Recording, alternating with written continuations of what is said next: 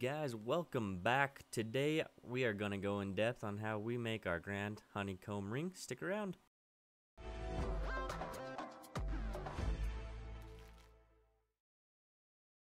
Perfect. So this ring includes this dyed burl wood that we have here.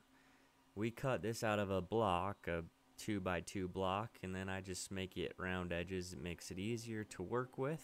We use that on our little disc sander, easy enough. From there, and we cut this piece with our bandsaw, and so it's not exactly gonna fit in our channel, and so I'm just gonna sand very slowly until we can get a good fit into our ring channel. A lot of times I'll do this by hand so that we don't over sand.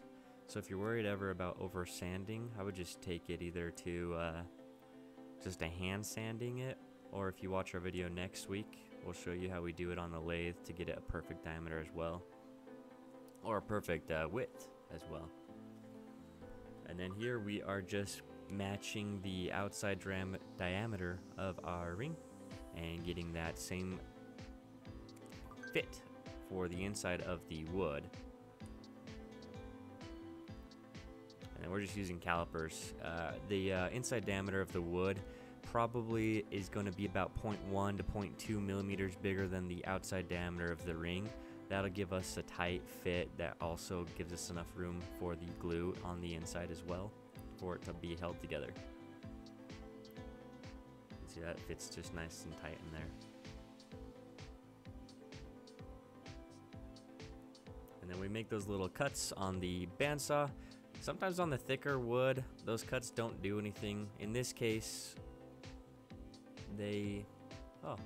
it did break at the right spot in this case, and so those bandsaw cuts do help. You don't want to go too deep on them either. So we do a dry fit test first, make sure everything fits together and looks well, and then use an extra thick CA glue that will put this all together. Sorry about the focus. I was trying to see if we can get exactly how much glue.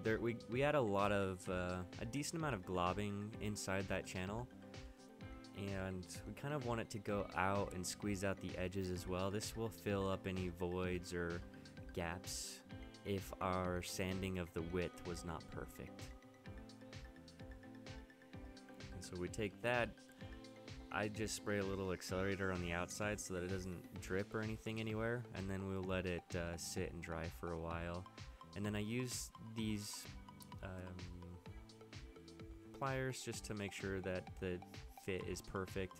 Sometimes once you add the glue, the pieces don't fit tightly together, and they need a little bit of a good press. So just be sure before anything dries that you have a good press and there's no gap in between your where you cut it or where you broke it.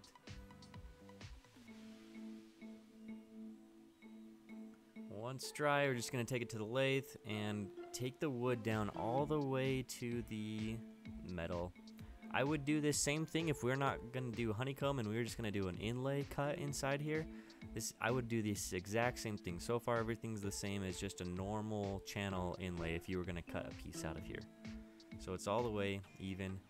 I did forget my camera on the first layer, but here is basically, we are using the CO2 laser to cut out our honeycomb pattern that we designed. And then with this, I'm cutting out all the wood so that we can see the metal, because now on this last pass, you can see the metal at the bottom.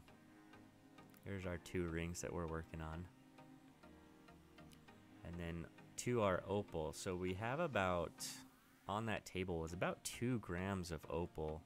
We are only going to use for this specific ring probably 0.5 gram or less. And the way I crushed it was just on that little anvil and then a hammer and then something to place over. I've just found that is the easiest way to smash it up. And then with these small little inlays, we crushed this opal several different sizes, and I like to use mostly the dusty opal, and we'll get some bigger pieces in there, like the bottom left of that piece right there. We'll get some bigger pieces in, but the dust keeps the shine, keeps the color just fine, and it fits a lot better. And then just one drop, then let it go down We don't want to add too much glue here, otherwise we will lose some of the inlay. It'll start getting too soggy or falling out, or getting on your tray. Like you see, I had too many drops and fell on my tray there.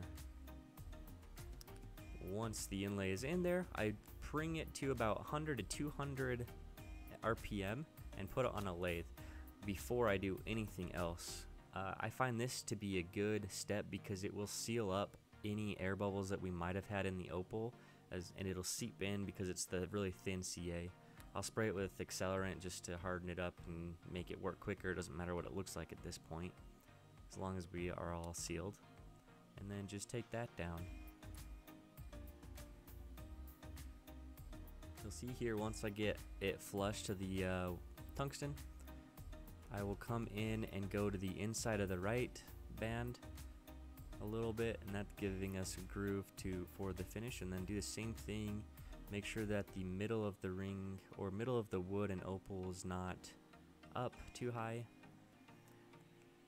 From here, I'll add some acetone. That gets rid of dust. It really brings the color out as well in the opal. And then we're back at about 200 RPMs here, adding a Flex CA glue to this finish. And then that spray was just an accelerant, just a probably 1 to 2 second accelerant of about 12 inches away. We don't want to add too much or we'll get air bubbles, we'll get heating issues, the finish could start coming up. In this case, you will see I have that big fat bubble. That was my mistake for turning off the lathe too soon, and it all just dried, and in that case it also popped off. So I'm just gonna add a little dollop here of Flex CA to fill in that hole.